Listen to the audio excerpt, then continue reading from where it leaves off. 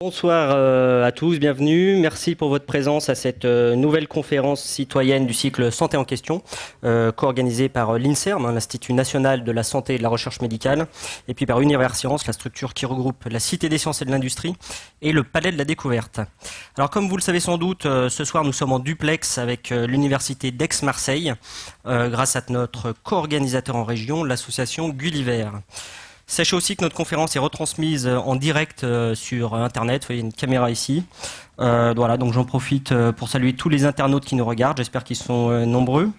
Et puis, vous pouvez aussi réagir en direct sur Twitter tout au long de la conférence. Notre hashtag est ConfSanté.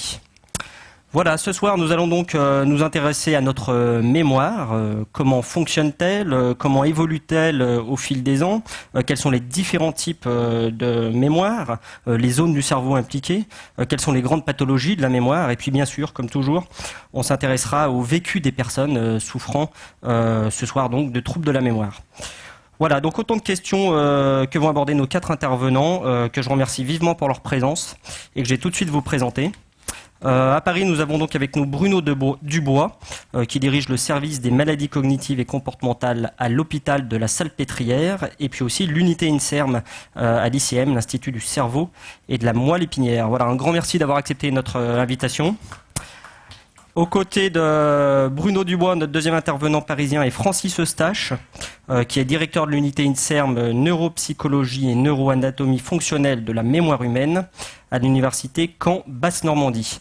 Francis Eustache est également directeur d'études à l'école pratique des hautes études. Voilà, merci également beaucoup pour votre présence. Et puis à Marseille se trouvent nos 2 autres intervenants. On va peut-être avoir l'image. Patrick Lemaire, tout d'abord, qui est chercheur au laboratoire de psychologie cognitive et professeur de psychologie à l'université d'Aix-Marseille. Et puis Patrick Lemaire est également membre de l'Institut universitaire de France. Et puis aux côtés de Patrick Lemaire, notre 4e intervenant ce soir est Jacques Nalin, qui est le père d'un jeune homme qui souffre de troubles de la mémoire suite à un traumatisme crânien. Voilà, messieurs, si vous m'entendez, bonsoir et un grand merci aussi pour votre présence. Mais avant de donner la parole à nos 4 intervenants, il ne vous aura pas échappé que notre cycle s'appelle Santé en question. Donc des questions, on va vous en poser tout de suite. Vous allez être mis à contribution via un petit quiz de 4 questions. Pour répondre, vous utilisez normalement des cartons de couleur. Voilà, je les vois qu'on vous a distribués, rouge ou bleu. À Marseille, ça doit être pareil. On a dû distribuer des cartons rouges et bleus. Voilà, donc la première question devrait s'afficher à l'écran. La voilà. Question 1. Parmi ces 2 types de mémoire, laquelle peut être qualifiée de mémoire à court terme? Est-ce la mémoire de travail ou est-ce la mémoire procédurale? Donc voilà, si vous pensez que c'est la mémoire de travail, alors bien haut les cartons.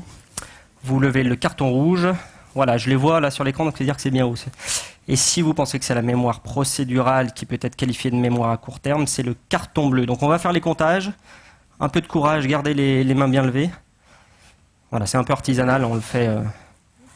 On fait le comptage comme ça. Alors, qui compte les bleus, qui compte les rouges?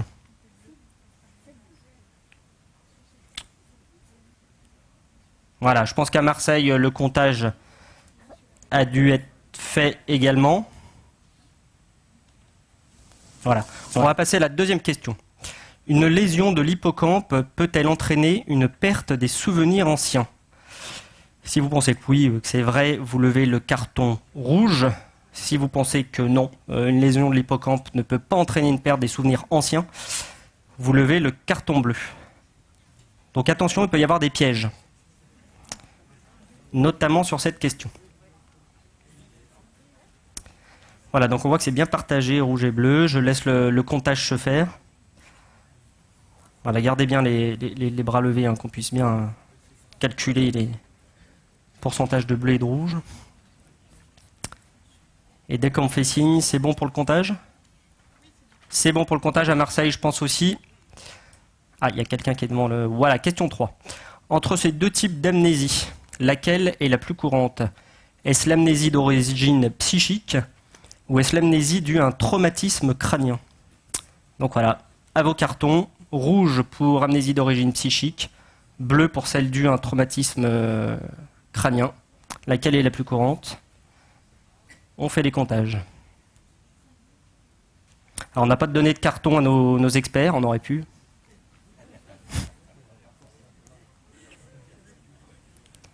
Mais en tout cas, ils nous commenteront les bonnes réponses tout à l'heure. Ah oui. Il faut bien que vous travailliez un peu aussi sur le quiz. Hein. Ah oui, mais c'est bien pour ça qu'elle est intéressante, cette question. Question 4, s'il vous plaît.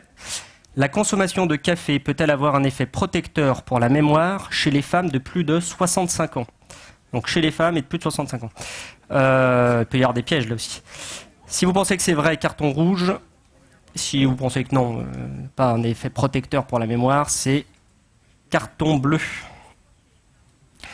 Bon, je pense qu'on a posé des bonnes questions parce que c'est assez partagé. Donc,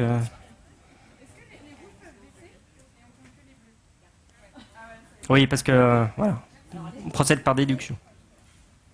Alors les rouges baissés, s'il vous plaît.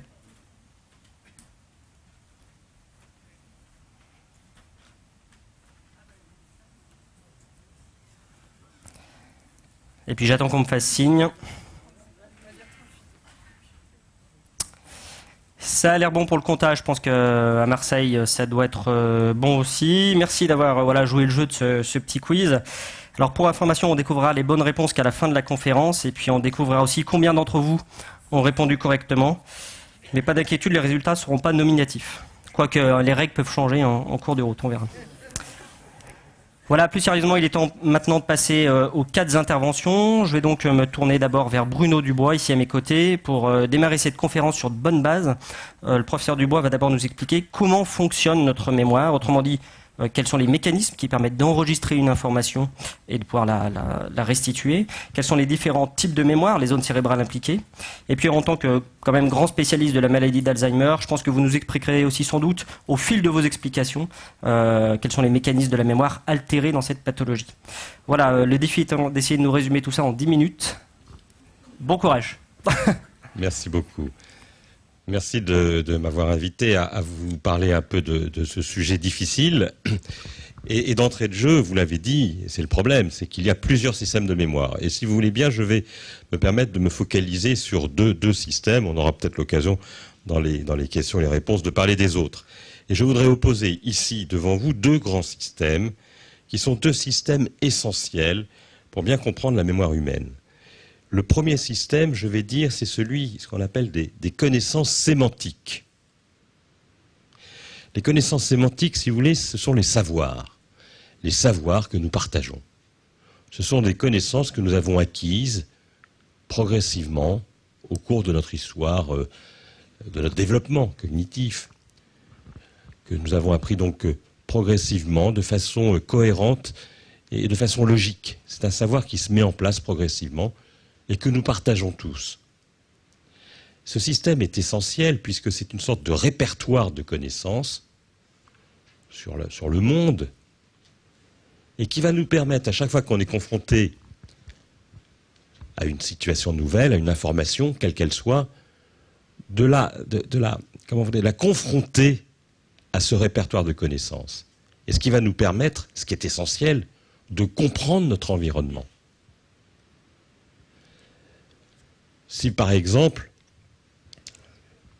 je vois un pistolet, c'est important que je comprenne le sens de cette arme qui peut être potentiellement dangereuse. Il va falloir que je me comporte d'une certaine façon. Donc j'ai un répertoire de connaissances qui me permet en permanence de confronter l'information vue à ce registre.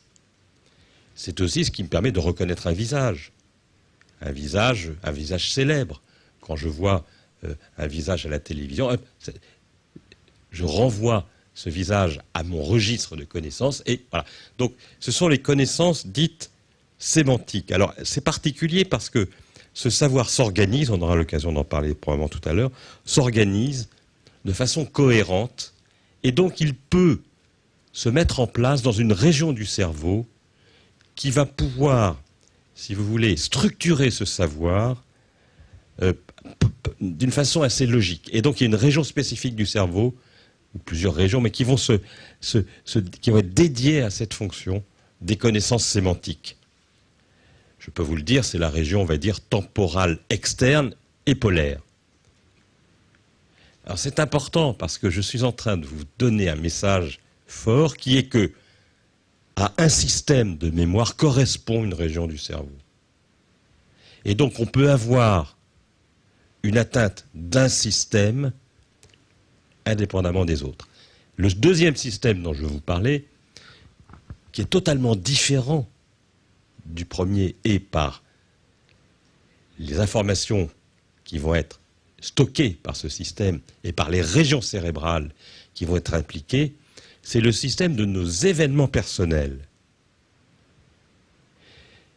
C'est la mémoire de ce que j'ai fait hier, de ce que j'ai fait avant-hier, de ce que j'ai fait à Noël, de ce que j'ai fait aux vacances précédentes.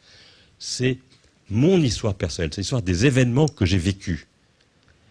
Autant le premier système de mémoire, un système de savoir partagé et commun à notre culture, qui est Napoléon, quelle est la capitale de l'Italie, tout le monde sait ça, on partage ce savoir, autant ce que j'ai fait hier est différent de ce que vous avez fait madame, ce que j'ai fait le soir du 31 décembre est différent de ce que vous avez fait monsieur. Donc là, on est dans une dimension qui est complètement différente, qui est une dimension personnelle, et ça ne peut pas se structurer selon les mêmes voies anatomiques que celles qui sont impliquées dans ces savoirs hiérarchisés qui sont le registre des connaissances. Donc là, c'est un autre système, et ce système est fondé sur une voie anatomique dont la porte d'entrée est l'hippocampe. Donc, quand on parle de ces systèmes, de ce système de mémoire, d'événements personnels, c'est donc ce que je vis, ce que je perçois par mes systèmes sensoriels, qui sont visuels, auditifs, sensitifs éventuellement, olfactifs, etc. Toutes ces informations sont perçues, elles sont enregistrées par ces systèmes perceptifs, elles sont analysées et elles vont être transférées vers l'hippocampe pour rentrer dans ce système de mise en mémoire. Et à l'arrivée, ces informations vont être distribuées dans l'ensemble du cerveau en fonction justement des modalités de base, ce qui fait que le souvenir va être distribué et, à la demande, devra être recomposé pour être réactualisé. Et donc, on a là, finalement, les trois étapes de cette mémoire dite épisodique, c'est-à-dire la mémoire des épisodes de chacun d'entre nous. Cette mémoire épisodique repose sur trois étapes différentes: l'enregistrement, le stockage et la récupération. Donc la mémoire, c'est la capacité d'enregistrer, de stocker et de récupérer des informations. L'enregistrement, c'est au niveau perceptif. Ça dépend des ressources attentionnelles que l'on va mobiliser pour bien capter l'information, pour bien la saisir et pour pouvoir l'encoder de façon profonde. Après, elle va être stockée par l'intermédiaire de ce système dont j'ai parlé et qui implique l'hippocampe. Et ce stockage va être, comme je vous l'ai expliqué, distribué dans l'ensemble du cerveau. Troisième étape, j'ai été bien attentif, j'ai perçu l'information, j'ai travaillé sur cette information, je l'ai stockée dans mon cerveau, et maintenant je veux la récupérer. Donc je vais activer des stratégies de récupération qui dépendent du lobe frontal pour l'essentiel, et qui va venir chercher cette information et me permettre de la produire. C'est le souvenir qui est rappelé. Donc, on peut avoir un trouble du rappel, et là on arrive à la pathologie, soit parce qu'on a une difficulté au niveau attentionnel, on n'est pas attentif à l'information. N'étant pas attentif, on ne va pas bien l'encoder, soit parce qu'on a une maladie de l'hippocampe, c'est la maladie d'Alzheimer, parce qu'on ne va pas savoir bien transformer cette information perçue en traces mnésiques, ce qui nécessite un système de transcodage, de transformation d'une information perçue en langage neuronal pour pouvoir la conserver. Et dans la maladie d'Alzheimer, ce système ne fonctionne pas. L'information est perçue, mais elle ne peut pas être stockée dans le cerveau, elle ne peut pas être gardée dans le disque dur, donc l'information va être perdue. Ce qui fait que ces patients qui se rappellent des informations anciennes, le plus souvent, tout au moins au début, pourquoi? Parce que leur mémoire a fonctionné pendant toute leur vie, ne se rappellent pas de ce qu'ils ont fait la veille, parce que le système qui permet de transformer une information vécue en trace de mémoire est cassé. Et c'est ce paradoxe, douloureux d'ailleurs, de ces familles qui nous apportent, amènent en consultation leurs patients et qui nous disent ça ne doit pas être bien grave parce qu'ils se rappellent des informations anciennes, ils se rappellent du nom de sa maîtresse d'école. Vous pensez bien que sa mémoire est bonne. Et à ce moment-là, on leur dit mais est-ce qu'il se rappelle de ce qu'il a fait hier? Non. Et pour nous, c'est le signe que justement, le système de mémoire épisodique ne fonctionne plus.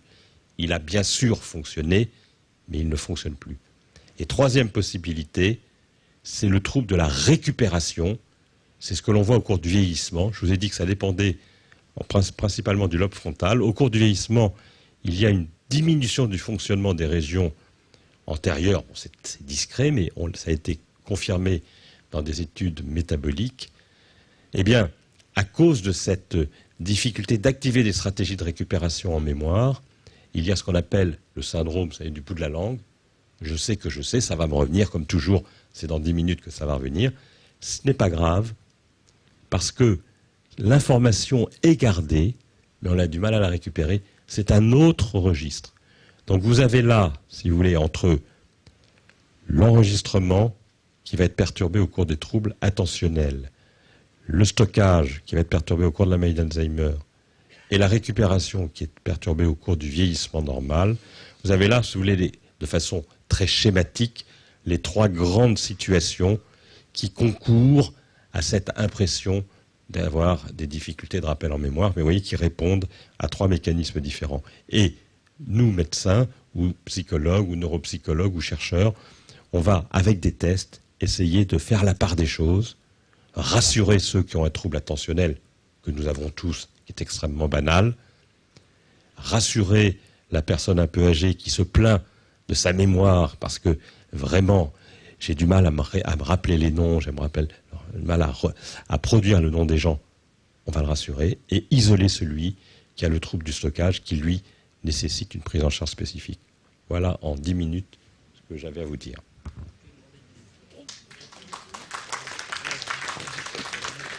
Marche pas, je crois. Ça y est, le micro remarche. Merci beaucoup, Bruno Dubois, pour cet exposé très clair, très vulgarisé.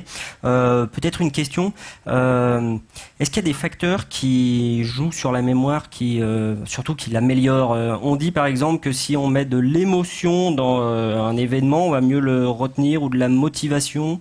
Vous pouvez nous dire un peu Mais bien sûr, bien sûr. Là, on est dans les étapes de l'encodage. Vous voyez, dans cette capacité que l'on a à fixer cette information. Quand vous entendez une musique, quand vous voyez une peinture, ou quand vous avez une information qui va vous toucher de façon personnelle, il est évident qu'en fonction de vos intérêts personnels, vous allez alloquer, on dit, mais enfin vous allez si vous voulez, orienter votre attention de façon, enfin distribuer votre attention de façon différente en fonction justement de l'intérêt que vous portez à cette information. Et si vous êtes particulièrement motivé, intéressé par cette source de cette modalité, eh bien sûr, vous allez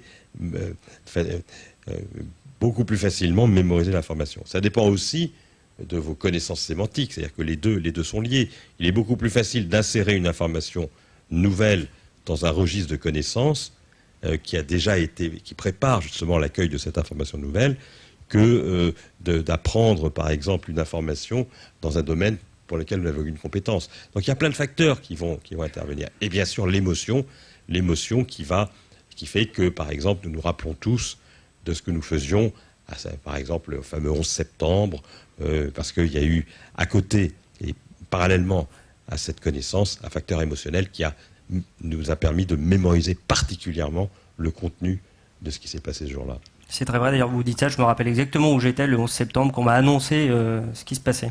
Une question peut-être aussi par rapport au quiz, on parlait de la mémoire de travail, la mémoire procédurale, laquelle est de court terme, donc c'est la mémoire de travail, c'est ça ? Bien sûr, c'est la mémoire de travail. La mémoire de travail, c'est cette mémoire qui nous permet, j'ai l'habitude de dire que la mémoire de travail, sa finalité, c'est de perdre l'information, c'est pas de la garder. C'est pas un système de mémoire à proprement parler. C'est un système de maintien actif pendant une durée brève.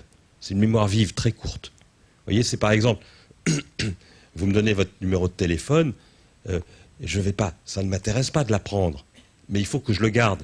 Donc je vais le répéter dans ma tête jusqu'à ce que je le copie et je vais effacer après l'information pour pouvoir acquérir d'autres informations. Donc vous voyez, la mémoire de travail, j'aime bien le terme de mémoire de travail, c'est bien, parce que c'est vraiment une mémoire pour travailler, vous voyez, c'est une mémoire immédiate, une mémoire à court terme, comme ça, dont la finalité n'est pas de garder l'information. Quand on passe à la mémoire à long terme, cette mémoire dont je vous ai parlé, la mémoire épisodique par exemple, alors là, il faut un travail actif, c'est-à-dire que je peux mémoriser ce numéro de téléphone, je peux me dire, voilà, j'ai deux façons de garder l'information. J'ai une feuille de papier et un crayon. Ma mémoire à court terme va le maintenir pendant les 15 secondes nécessaires pour que je le recopie. Après, pouf, c'est parti. Une autre façon, je n'ai pas de papier, j'ai pas de crayon. Et c'est un numéro important.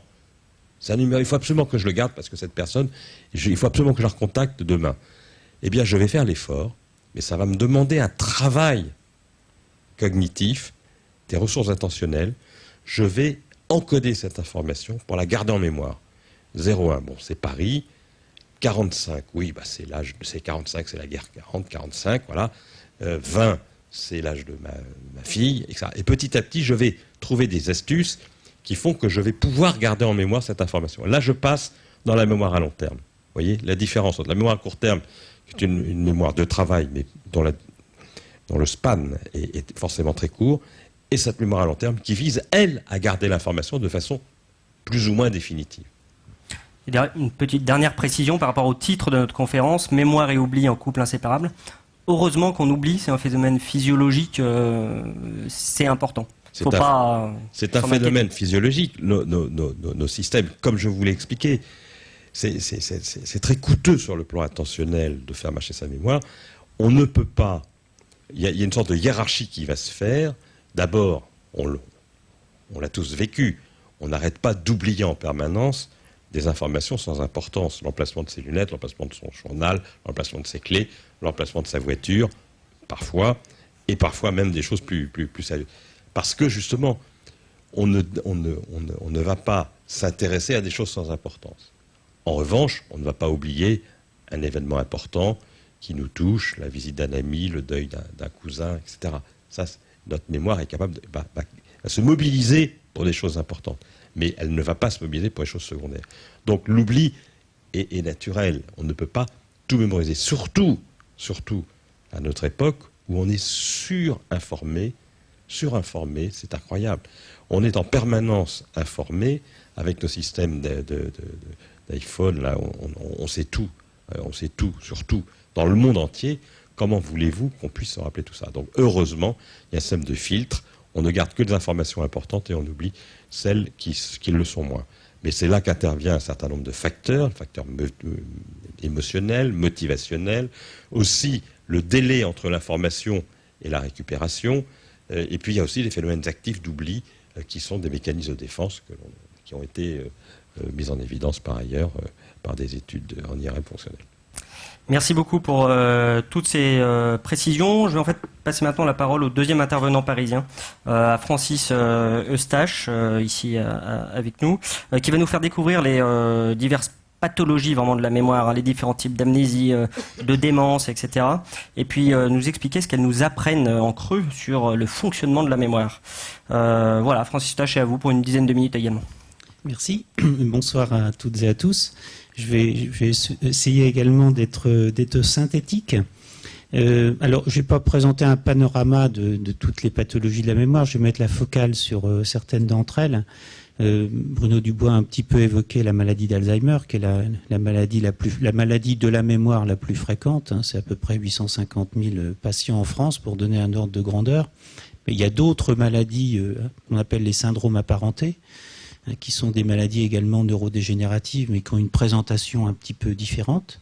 Et puis, il y a d'autres pathologies de la mémoire qui sont peut-être plus rares, mais qui ont joué un rôle important dans la description des systèmes de mémoire dont a parlé Bruno Dubois, par exemple la mémoire épisodique, la mémoire sémantique.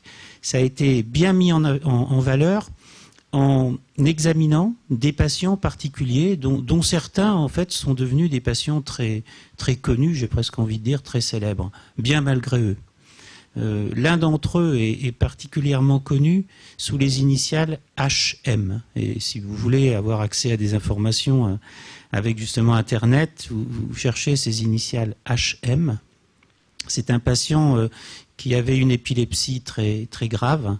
C'était dans les années 50 au Canada. Donc c'est un patient qui a été opéré de ces régions du cerveau qui ont été évoquées tout de suite, les hippocampes, pour soigner une épilepsie qui était très grave, qui était pharmacorésistante et dont le point de départ était dans les hippocampes. Et donc le chirurgien qui s'appelait Scoville a opéré ce malade. Le résultat sur l'épilepsie a été assez satisfaisant parce que le patient a fait beaucoup moins de crises et de façon générale il allait plutôt mieux parce qu'il faisait moins de crises, il avait moins de médicaments.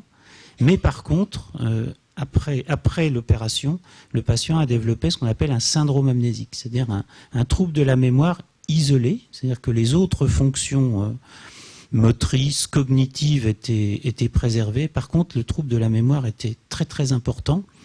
Et il touchait à la fois ce qu'on appelle la composante antérograde, c'est-à-dire la capacité à former de nouveaux souvenirs, et également la composante rétrograde, c'est-à-dire les souvenirs du passé. Donc, il y a évidemment d'autres patients qui ont été décrits, mais le patient HM a eu un rôle important parce qu'il a été très étudié par des neurologues, des neuropsychologues nord-américains. Et HM est décédé en 2008. On a connu à ce moment-là son identité, Henri Molaison, et il a donné son corps à la science. Et encore récemment, il y a une publication qui a été faite sur lui, qui est parue dans Nature, vous voyez, dans une très très grande revue, qui décrit avec précision les lésions de son cerveau, à la fois avec des IRM très, très puissantes qui ont été faites post-mortem, et puis également une analyse histologique très, très fine. Et donc, c'est ce patient qui a permis vraiment de bien comprendre le rôle de l'hippocampe dans la mémoire, en quelque sorte en négatif. C'est-à-dire que ce patient avait perdu la mémoire épisodique en lien avec ces lésions des hippocampes. Alors qu'on observe dans ces lésions des hippocampes, on les observe dans d'autres pathologies. Bon, la maladie d'Alzheimer a été évoquée, mais il y a également d'autres syndromes qui peuvent survenir, par exemple dans certaines encéphalites, qui vont avoir qui vont provoquer des lésions relativement circonscrites des hippocampes. Donc, ces patients, HM et d'autres, il y a un autre patient qui a été aussi très, très étudié, qui s'appelait Kissy, qui est décédé, lui, il y a quelques mois. C'est aussi un patient qui était au Canada, dans la région de Toronto, qui a été étudié par un grand neuropsychologue qui s'appelle Endel Tulving.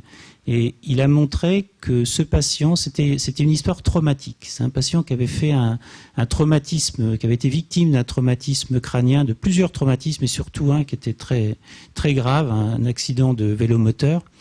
Et donc il était jeune, il avait une vingtaine d'années quand il a fait ce traumatisme.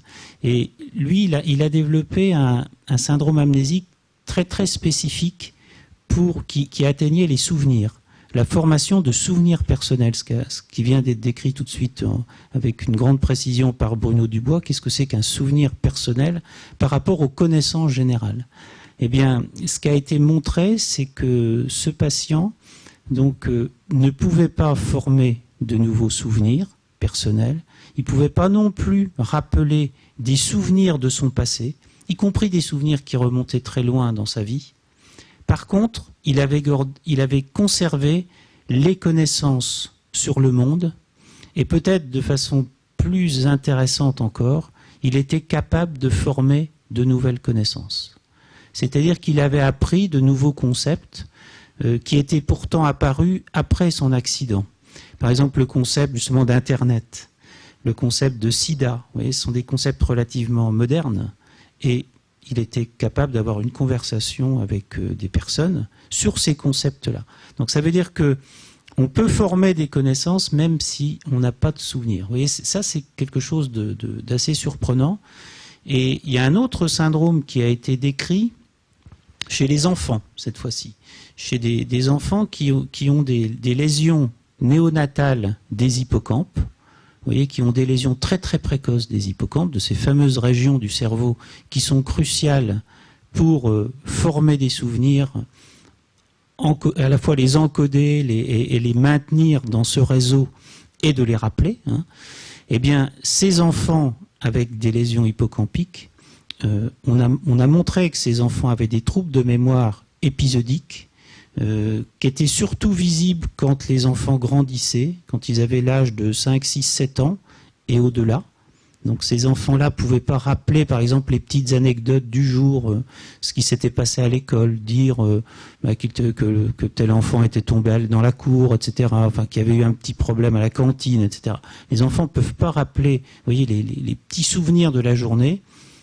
Par contre, ces enfants ont été capables d'apprendre le monde. Ils ont appris le langage, ils ont appris des tas de connaissances sur le monde et ils ont des résultats à l'école qui sont pas mauvais. Vous voyez, ils ont des performances scolaires qui sont pas mauvaises. Et donc, vous voyez, c'est tout à fait surprenant. À savoir qu'on a tendance à penser, quand on réfléchit à la mémoire, que tout ça, c'est la mémoire. Certes, c'est la mémoire, parce que quand la mémoire fonctionne bien, c'est la mémoire. Mais vous voyez, cette notion de système de mémoire, c'est très important. Et tout à l'heure, dans le quiz, il y avait la mémoire procédurale. Ben, la mémoire procédurale, c'est encore un autre système de mémoire. C'est la capacité à automatiser des procédures qui ont l'air simples, comme ça, conduire une voiture, faire du ski, vous voyez, des choses qu'on a apprises. On a eu un petit peu de mal à apprendre, mais une fois qu'on les a apprises, bien, on les connaît. Alors, ce qui est surprenant de la pathologie, et ça a été aussi dit par Bruno Dubois, c'est que la pathologie, eh bien, peut toucher certains systèmes, alors de façon plus ou moins spécifique. Donc on a parlé de la maladie d'Alzheimer, on a parlé de ces syndromes amnésiques plus focaux qui peuvent atteindre la mémoire épisodique. Et puis il y a d'autres maladies qui sont peut-être un petit peu moins connues, mais qui vont toucher par exemple la mémoire sémantique, qui vont toucher de façon relativement spécifique, tout du moins dans un premier temps, la mémoire sémantique. C'est ce qu'on appelle la démence sémantique, qui est une maladie où les patients ont tendance à perdre un petit peu les mots. Alors c'est la difficulté à avoir accès d'abord aux mots précis, et puis ensuite c'est le sens des mots qui est perdu. Des mots pourtant qui sont relativement courants. Moi je me souviens d'une patiente qui savait plus ce que c'était qu'une abeille. Vous voyez, j'avais beau lui expliquer ce que faisait l'abeille, qu'elle faisait du miel, qu'elle piquait, etc., qu'elle avait un certain nombre de caractéristiques. Eh bien, cette patiente, qui avait pourtant un niveau d'études élevé, ne savait plus ce que c'était qu'une abeille. Et pourtant, par ailleurs, elle continuait à former des souvenirs. Vous voyez, elle avait le souvenir de ce qui s'était passé la veille. Vous voyez, donc c'est en fait l'aspect totalement inverse de ce qu'on observe dans les syndromes amnésiques. Il va marcher, ça y est. Je souhaiterais que vous racontiez cette histoire quand même en détail, incroyable, de ce patient, je crois à Nancy, qui allait ranger sa voiture dans le garage en pantoufles et qui s'est retrouvé. Alors je vous laisse dire la suite. Oui. Alors là, je vous ai parlé jusqu'à présent de ce qu'on appelle les amnésies organiques, c'est-à-dire qu'il y a des lésions avérées du cerveau, vous voyez, soit d'origine une maladie dégénérative comme la maladie d'Alzheimer, soit une opération chirurgicale pour soigner une autre maladie, etc. Et puis il y a d'autres formes d'amnésie qui ont été peut-être plus médiatisées au cinéma, dans les romans, etc., qui conservent, je dois dire, une part de mystère. qu'on appelle les amnésies fonctionnelles ou psychogènes, parce que les substrats cérébraux de ces maladies, de la mémoire, parce que ça fait partie aussi des maladies de la mémoire, sont beaucoup moins évidents, en tout cas sont beaucoup plus ténus. Alors, il y a effectivement un patient qui a fait un livre, d'ailleurs, qui est paru à la rentrée, qui a une histoire tout à fait singulière, qui a une vie au départ tout à fait normale, jusqu'à l'âge de 30 ans. Il a une vie tout à fait normale, il est marié, il a deux enfants, il habite Nancy, il vient de faire construire sa maison.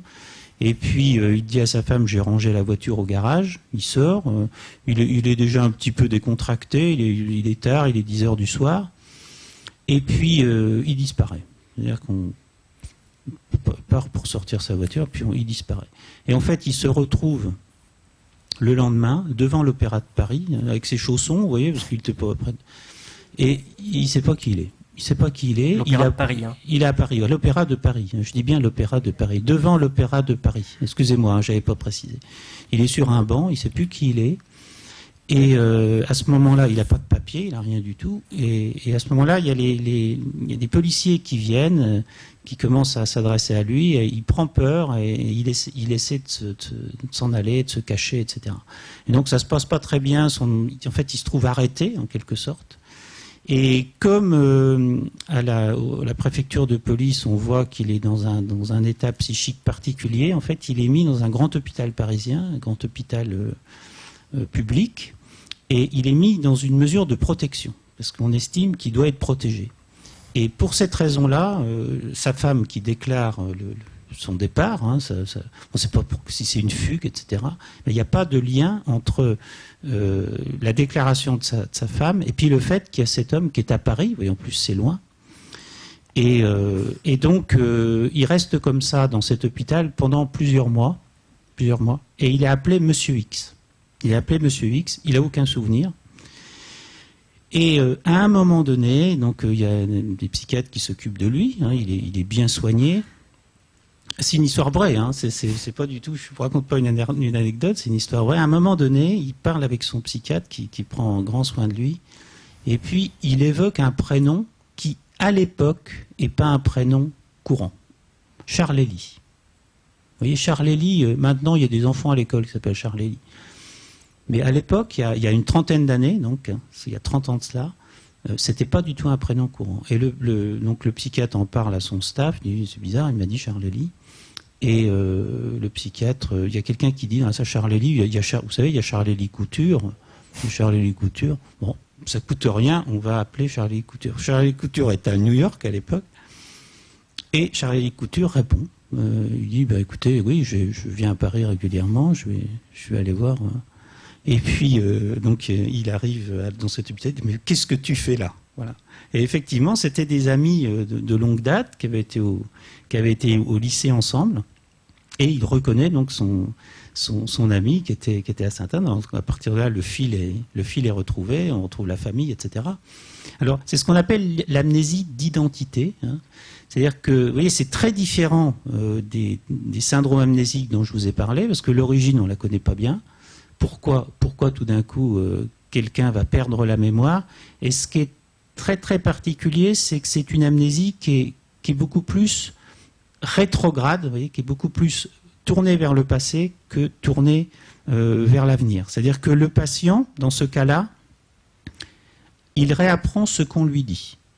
C'est-à-dire qu'il entend ce que vous lui dites, il encode ce que vous lui dites, mais par contre, il ne récupère pas ses souvenirs pour autant. C'est-à-dire qu'il va réapprendre que sa femme, c'est sa femme, que sa fille, c'est sa fille, que son fils, c'est son fils, voyez, mais sans récupérer véritablement ses souvenirs. Ce qui est une situation sur le plan du vécu de la personne qui est très particulier. Peut-être aussi une question sur l'inverse, l'hyperamnésie. Peut-être que le professeur Dubois aussi peut en parler. Est-ce que ça arrive? Comment ça se traduit? Comment ça s'explique? Alors, je crois qu'il y a plusieurs formes d'hyperamnésie. Il y a les hyperamnésies, en fait, qui sont... Alors d'abord dire ce que c'est, peut-être. Oui, l'hyperamnésie, c'est comme son nom l'indique. L'hyperamnésie, c'est avoir une mémoire qui est particulièrement développée. Alors, on peut devenir hyperamnésique.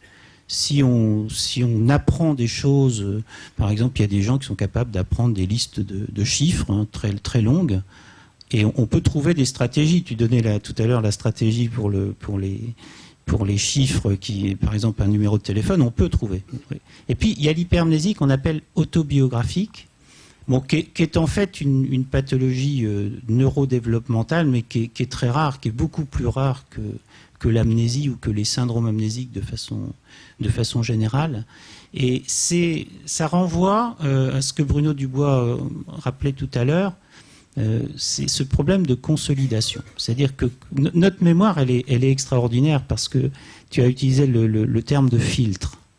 C'est-à-dire qu'elle fait une activité de discernement entre l'important, le moins important, l'inutile, et il y a le temps qui passe. Tu as utilisé ce terme très important de délai, et il y a une synthèse qui se fait.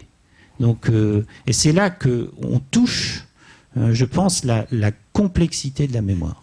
Bien sûr, la mémoire, elle encode, elle stocke, elle récupère, mais elle fait aussi tout ce travail qu'on appelle consolidation, sémantisation. On a des tas de mots pour décrire un phénomène qu'on ne comprend pas encore bien sur le plan scientifique, parce que c'est éminemment complexe. Et ça marche. Et ça marche en grande partie à notre insu. Donc il y a le sommeil qui joue un rôle important dans tout cela. Et en fait, ces patients qui ont une hypermnésie ont en fait ce trouble-là. Ils ont ce trouble de la consolidation. Et pour contrecarrer, en quelque sorte, ce trouble de la consolidation, ils vont faire une sorte d'échafaudage, et chaque jour, ils vont essayer de retenir 2-3 éléments. Alors par exemple, aujourd'hui, je n'ai pas suivi l'actualité parce que j'étais dans les trains, mais admettons qu'il soit passé un événement politique important, je sais pas, un ministre qui démissionne ou il y a surtout des problèmes de taille de wagon par rapport à... Oui, il y a les wagons qui sont un petit peu trop larges ou les gares qui sont trop petites ou le contraire. Enfin, vous voyez, des choses comme ça. Donc la personne va retenir, y compris un événement personnel, un voyage, une anecdote au cours du voyage. Alors, et la personne va retenir ça, et uniquement ça. Elle ne va pas justement avoir ce filtre qui va ensuite agir sur l'importance des souvenirs. Alors, à contrario, c'est très important parce que c'est très impressionnant. Parce que si vous demandez à cette personne qu'est-ce qui s'est passé le 2 juillet 2004, eh bien, la personne va vous dire il s'est passé où le lion, etc. On sait ce que c'est. C'est pas un souvenir. Ça, typiquement, c'est une connaissance. C'est un concept. Le lion, il a une crinière, il vit en Afrique, c'est un gros chat, etc. Vous voyez, il est dans la savane, etc. Ça c'est pas un souvenir. Quand vous dites ça, c'est une connaissance que vous avez formée il y a très longtemps, parce qu'on montre des images aux enfants, on lit des petits livres. Maintenant, j'ai des petits-enfants, moi, j'aime beaucoup faire ça. Et vous voyez, c'est un concept, c'est pas un souvenir. Un souvenir, c'est, Bruno Dubois l'a très bien dit tout à l'heure, c'est personnel, c'est personnellement vécu.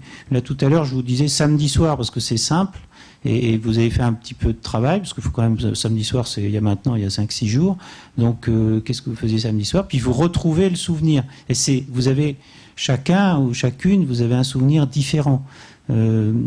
C'était le théâtre, c'était le cinéma, etc.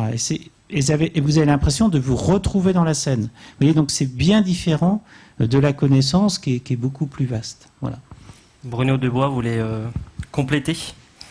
Compléter, là, c'est évidemment c'est la partie difficile parce que on ne sait pas bien ce qui se passe. On pense qu'il y a des phénomènes bien sûr moléculaires de synthèse de protéines. On parle de kinases qui sont associées à l'information.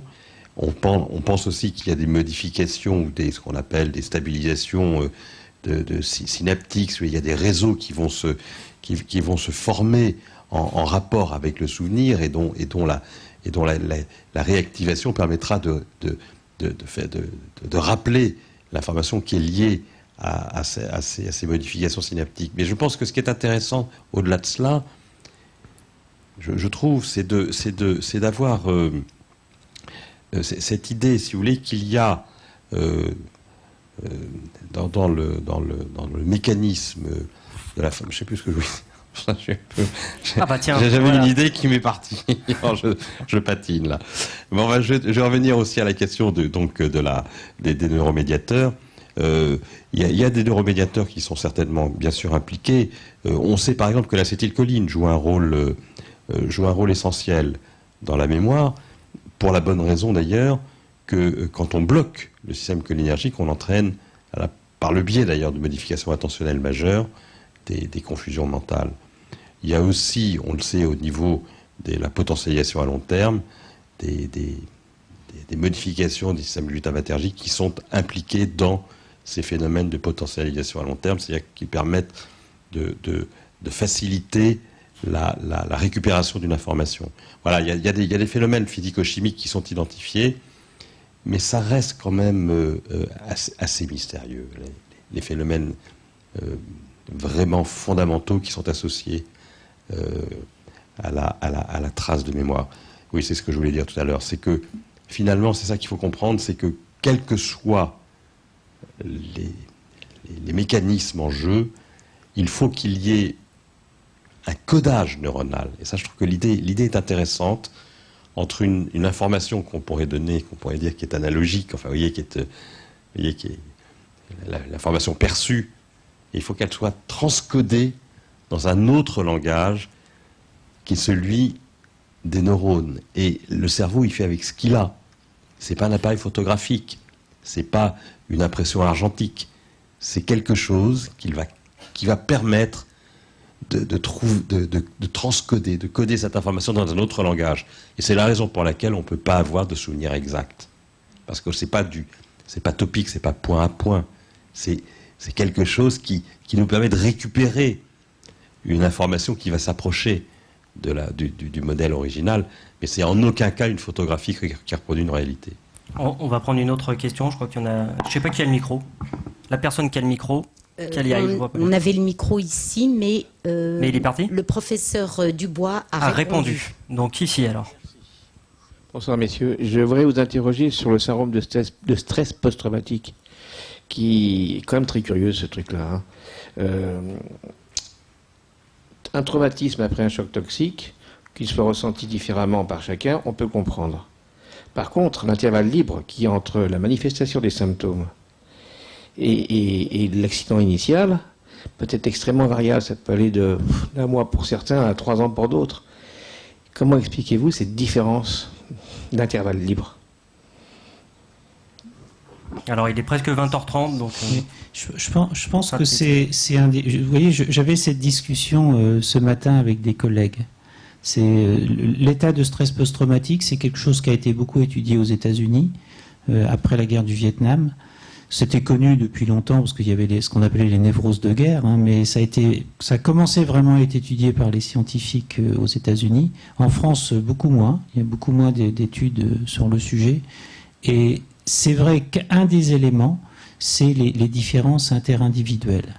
Et comment certaines personnes vont avoir en quelque sorte une certaine résilience par rapport à ces mécanismes, alors que d'autres ne l'ont pas. Et c'est quelque chose qu'on ne connaît pas bien, la résistance et le devenir de ces souvenirs traumatiques. Il est 20h30, donc allez, il y a encore des bras qui se lèvent, donc on va prendre une dernière question. Voilà, le micro arrive.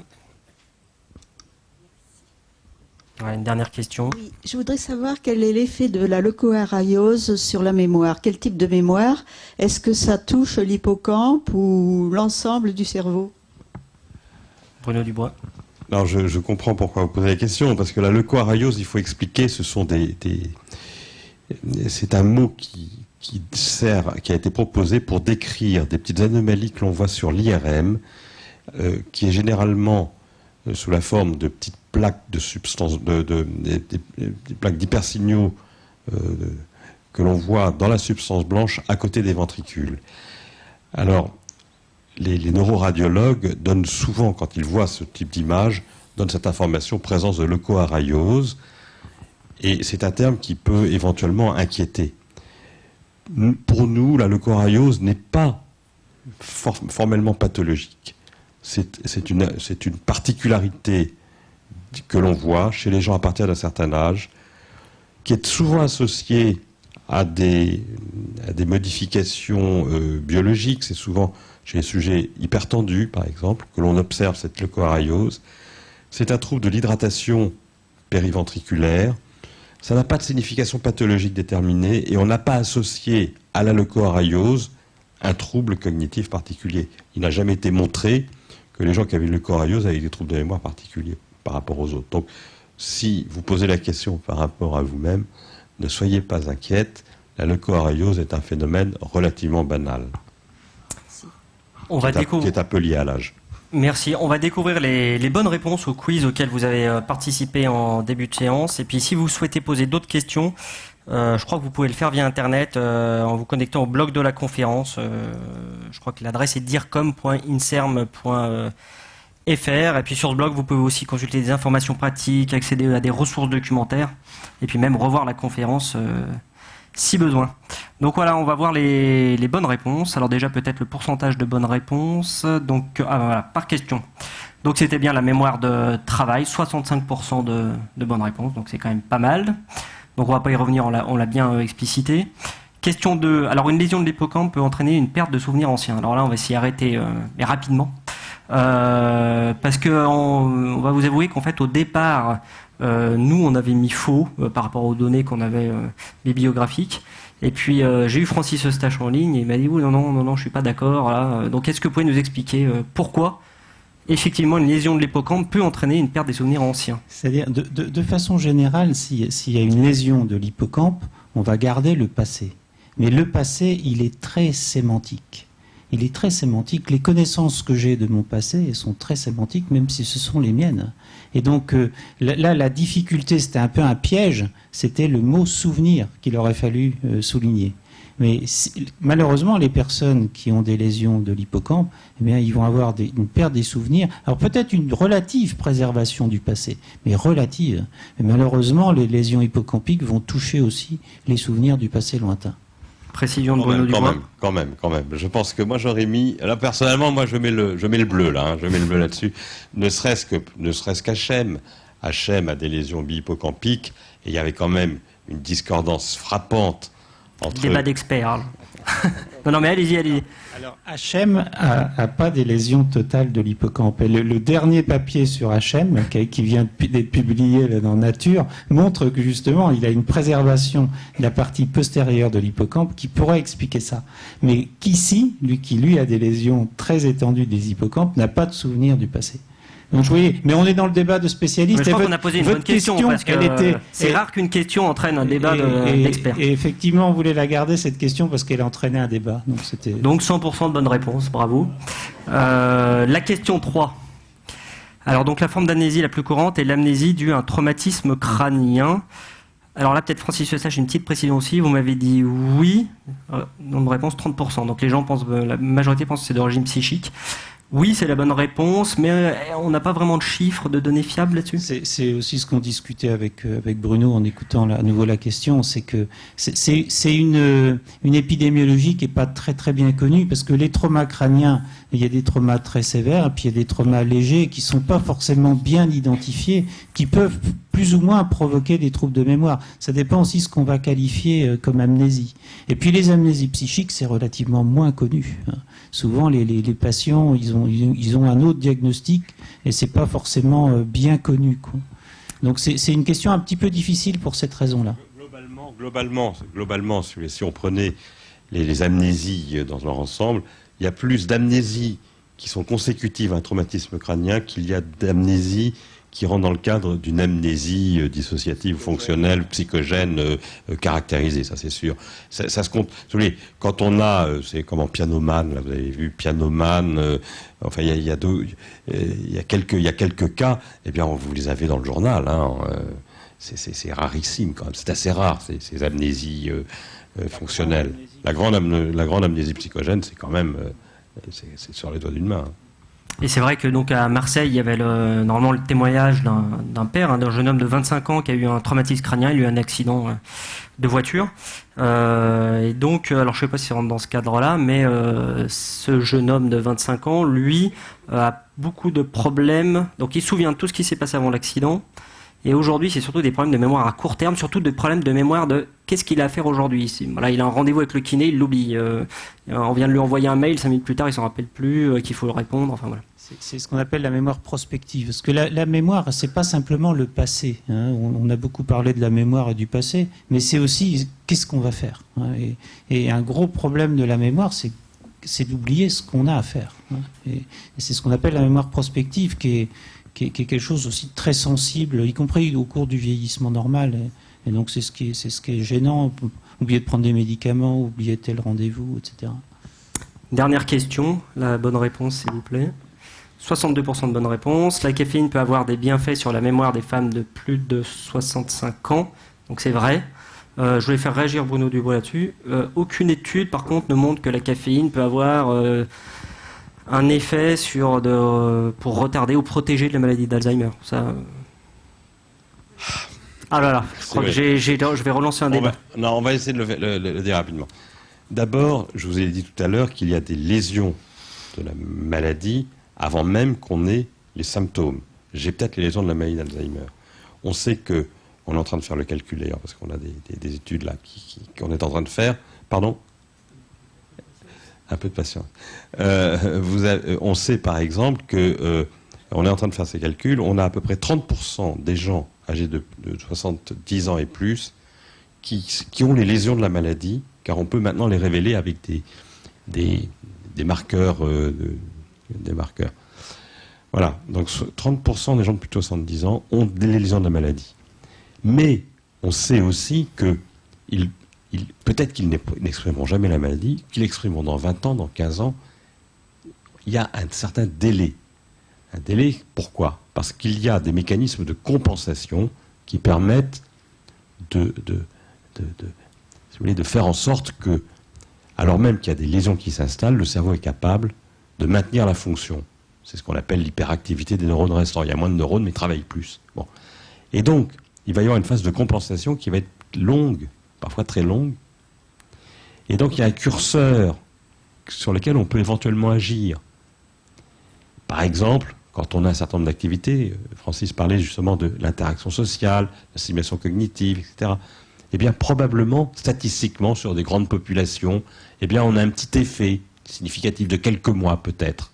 Ça retarde un petit peu de quelques mois. Et alors, à partir de là, on va vous dire, stupidement, ben, le fait de faire des sudoku, ça empêche la maladie d'Alzheimer. Non, ça retarde un peu. Il y a eu, par exemple, en 5 colonnes à la une, boire du vin empêche la maladie d'Alzheimer. C'est stupide. Bien sûr que non.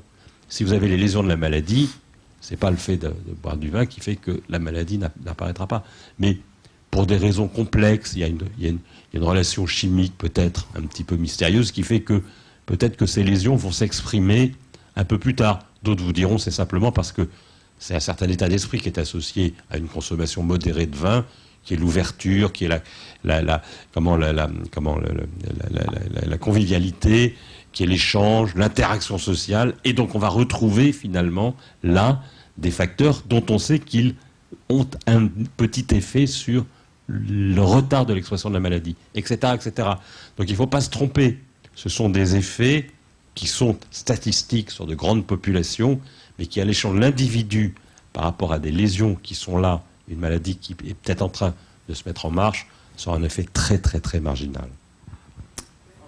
Si vous souhaitez en savoir plus... Ah ouais, bon. Moi, j'ai l'impression que les gens ont envie de continuer. Alors, pourquoi les femmes et pas les hommes? C'est une étude. Oui, non, mais je pense qu'ils ont fait l'étude sur les deux, puis ils se sont rendus compte que c'était chez les femmes, mais ils savent peut-être pas pourquoi. Exactement. Les femmes, c'est très mystérieux, vous savez. Donc les chemins de la mémoire, donc un livre de Francis Eustache et de Béatrice Desgranges. Alors je le tiens un peu comme ça, comme on est filmé, les gens qui regarderont la conférence en différé pourront le voir.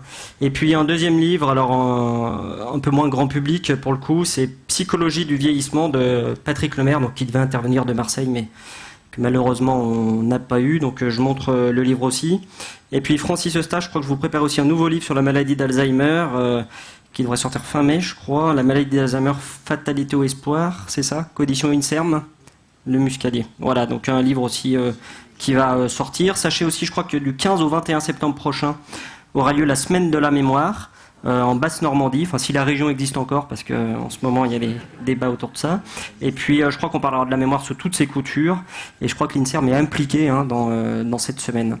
Avant de conclure, une rapide information pour vous dire que la prochaine conférence santé en question se tiendra le jeudi 19 juin à 19h ici même. Elle sera consacrée aux avancées de la recherche contre les maladies qui touchent la vue, la vision. Et nous devrions être en duplex si ça marche, mais bon, c'est un cas très rare quand même, hein, avec Montbéliard. Donc on compte sur vous pour cette conférence du 19 juin. Merci à vous tous pour votre participation à Paris puis à Marseille, parce que je pense que les deux autres intervenants ont aussi échangé avec le public. Merci aux techniciens, aux équipes organisatrices, à l'INSERM, à Universcience et puis à l'association Gulliver, à nos partenaires du jour, hein, Université Aix-Marseille, Culture Sciences, Région Provence-Alpes-Côte d'Azur, la délégation PACA aussi à la recherche et à la technologie. Et puis aux partenaires réguliers du cycle, le magazine La Recherche, la mairie de Paris, le site internet du Nouvel Observateur pourquoidocteur.com et la CASDEN Banque Populaire. Voilà, je pense que j'ai cité tout le monde. Surtout un grand merci à nos 2 et sûrement à nos 4 intervenants qu'on peut encore applaudir pour le temps qu'ils nous ont consacré. Et bon retour à tous.